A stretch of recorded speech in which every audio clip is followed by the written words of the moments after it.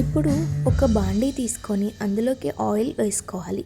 Oil heat అయిన తర్వాత ఇలా బజ్జీలని ఈ పిండిలో నుంచి ముంచి ఇలాగా వేసుకోవాలి.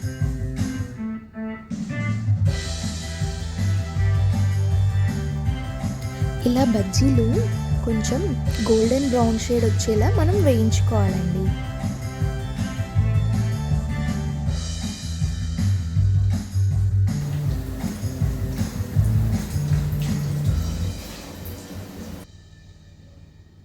అంతే అండి, మసాలా మిర్చి బజ్జీ రెడీ అయిపోయాయి. ఇప్పుడు మా తాతయ్య టేస్ట్ చేసి ఎలా ఉందో చెప్తారు, చూద్దాం.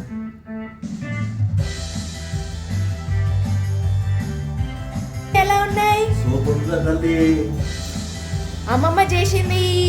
బ్రహ్మాండంగా ఉన్నాయి. Thank you for watching. Please like, share and subscribe to our channel.